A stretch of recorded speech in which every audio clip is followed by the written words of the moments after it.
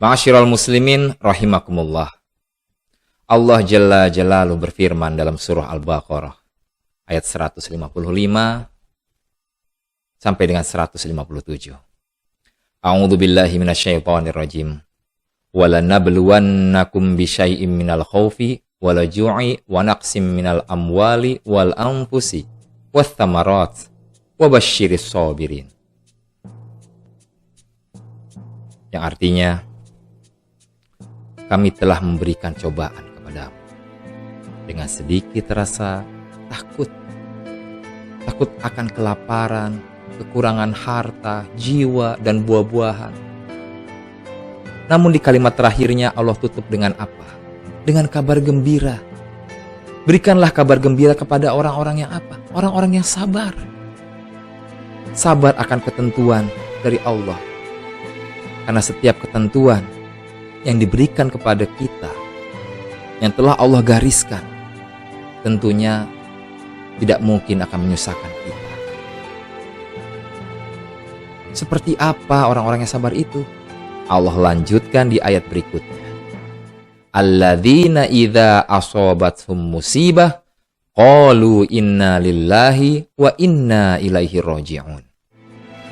Mereka yang ketika mendapatkan musibah, mereka yang ketika mendapatkan ujian dari Allah, selalu mereka berkata, jiwa kami, harta kami, segala yang dititipkan oleh Allah kepada kami, maka akan kembali kepada pemiliknya, yaitu Allah Jalla Jalaluhu. Karena itulah Allah tutup dengan firman yang terakhir, ulaika alaihim salawatu mir rabbihim wa rahmah wa ulaika humul muhtadun. Mereka yang mendapatkan rahmat, mereka yang mendapatkan keberkahan atas kesabaran yang mereka miliki. Mereka itulah orang-orang yang beruntung. Mereka itulah orang yang senantiasa mendapatkan petunjuk. Dari ayat ini saya jadi ingat sebuah cerita, yang dimana ini adalah cerita klasik yang terjadi di zaman dahulu kala, ya. Yaitu ada seorang pemuda. Ini adalah kisah nyata, ya. Ada seorang pemuda yang memiliki anak dan juga istri yang hidup serba kekurangan. Di suatu sore mereka hendak makan dengan makanan yang seadanya dan jumlahnya juga tidak banyak. Lalu kemudian pintunya pun ada yang mengetuk. Assalamualaikum. Waalaikumsalam. Kemudian dibukalah pintu tersebut oleh sang istri. Ternyata yang datang adalah seorang pengemis, seorang fakir miskin. Ia meminta sedikit makanan untuk dirinya dan juga anak-anaknya, karena sudah beberapa hari mereka belum makan. Tanpa pikir panjang, si pemuda itu pun memberikan makanan yang dimilikinya. Semuanya. Karena memang jumlahnya sedikit. Kalau seandainya dibagi dua tentu tidak akan mencukupi. Lalu diberikan semua. Tibalah suatu malam. Istri dan anaknya mulai kelaparan.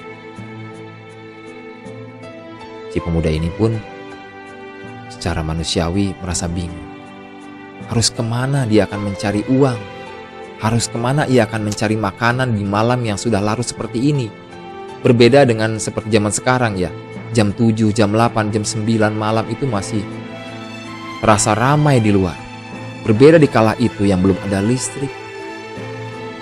Dan juga setelah ba'da isya pun terasa hening. Lalu akhirnya si pemuda itu pun memutuskan untuk keluar rumah. Entah akan kemana dia. Lalu tibalah ia di sebuah masjid yang kebetulan masjid itu tidak jauh dari rumahnya. Ia pun kemudian mengambil air wudhu, lalu sholat sunnah 2 rakaat dan memohon kepada Allah. Dengan khusyuk sekali, ia meminta agar diberikan makanan untuk malam ini. Karena ia tidak tega melihat anak dan istrinya mengeluh lapar.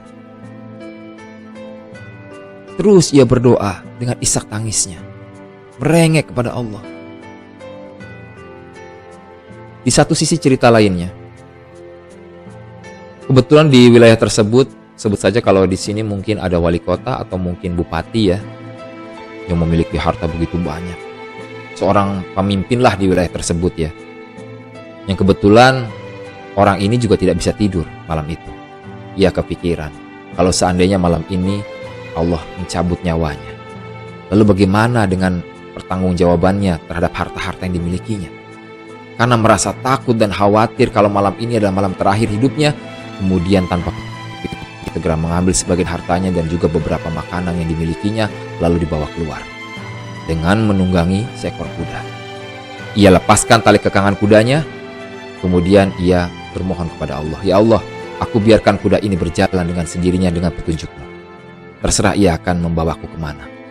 Lalu Allah pun membimbing kuda tersebut berhenti tepat di depan masjid yang dimana seorang pemuda tadi tengah berdoa. Lalu samar-samar si orang kaya ini mendengar permintaan dari si pemuda tersebut. Dengan begitu khusyuknya dia berdoa, kemudian setelah selesai berdoa, akhirnya si pemuda itu pun dihampiri oleh si orang kaya ini. "Assalamualaikum." "Waalaikumsalam. Tadi aku dengar doamu begitu memilukan sekali. Karena itulah aku tidak ingin mengganggu atau memutus doamu. Dan ketahuilah bahwa doamu telah Allah kabulkan. Lihatlah, di sini aku membawa beberapa hartaku dan juga makanan yang akan kuberikan kepadamu malam ini. Dan jika esok hari atau di lain waktu engkau kembali dalam keadaan seperti ini, maka jangan sungkan-sungkan untuk datang kepadaku. Apapun yang kamu minta akan aku penuhi."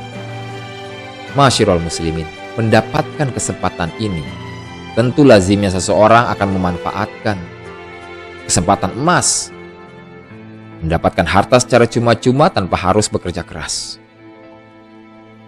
Namun beda dengan sikap si pemuda ini. Apa yang ia katakan? "Terima kasih. Seandainya esok hari aku kembali seperti ini, aku tidak akan pernah datang kepadamu. Karena cukuplah Allah sebagai penolong. Karena sejatinya engkau datang ke sini atas tunjuk dari Rob yang selalu mencukupi kebutuhan makhluknya. Karena itu cukuplah Allah sebagai penolong." Sahabat Hikmah Sunnah, inilah jawaban yang mungkin tidak terlintas dalam pikiran umumnya manusia. Yang ketika ia susah, kemudian ia mendekat kepada Allah. Namun ketika kesenangan menghampirinya, ia lupa kepada Allah. Dari kisah si pemuda ini kita bisa mengambil hikmah. Bahwasannya apapun yang Allah berikan, ketika Allah berikan melebihi apa yang kita minta, jangan sampai kita menjadi lupa. Lupa akan siapa sih yang telah mencukupi kita ini. Siapa sih yang telah mengijabah doa-doa kita. Karena sejatinya kunci setiap permohonan kita, kunci dari setiap rezeki yang kita harapkan dapat memenuhi kebutuhan kehidupan kita adalah ketakwaan. Seperti yang Allah firmankan, "Wa may yattaqillaha yaj'al lahu makhraja wa yarzuqhu min haitsu la yahtasib." Barang siapa yang bertakwa kepada Allah, niscaya Allah akan memberikan jalan keluar baginya, jalan keluar dari setiap permasalahan. Dan Allah akan memberikan rezeki dari arah yang tidak diduga-duga. Itulah kuncinya, ketakwaan.